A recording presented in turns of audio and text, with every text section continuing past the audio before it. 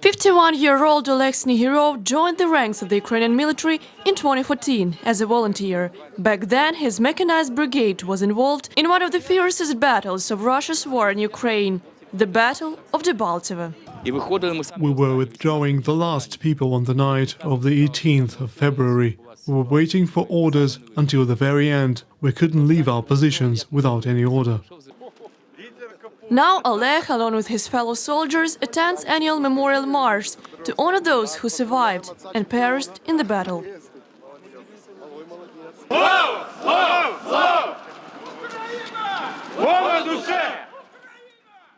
Oleg's friend was killed in the fighting. The militants tortured him and extorted money from his wife. They tortured him and posted it on the internet. They knocked out his teeth and then executed him on camera. The militants gave us his body and the bodies of the rest of the soldiers 1 year later. All of them were buried in different places. Artilleryman Stanislav Vlasov managed to survive, but during the fight near Debaltseve he became shell-shocked and the whole left side of his body was paralyzed.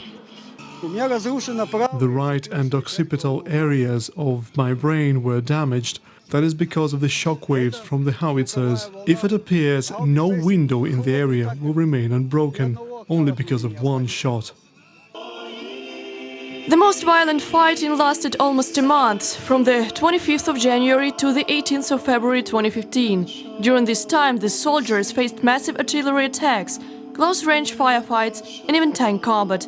Meanwhile, negotiations on a ceasefire regime were taking place in Minsk. It was a difficult time in Debaltseve. At that time, the second Minsk agreement's negotiations were difficult. It was necessary to hold the Debaltseve bridgehead until those talks were completed. As soon as the negotiations finished, we decided to withdraw from Debaltseve. On the 12th of February, the second Minsk agreements were signed, and 6 days later the Ukrainian units were forced to withdraw from their positions in Debaltseve.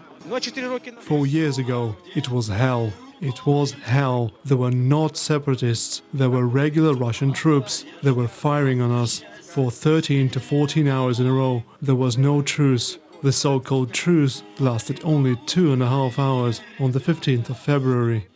As a result, Debaltseve was seized by the Russian-led forces in Donetsk. Meanwhile, some of those who fought became reservists. One of them is Bogdan Wojtyuk. If there is an escalation, most of the soldiers are always ready to defend the country. And when martial law was introduced in Ukraine, we wrote to each other on social networks, "Battle boxes are ready? Ready." No one was going to stay apart. All of the veterans were ready to help their friends. Наталя Чекотун, UATV.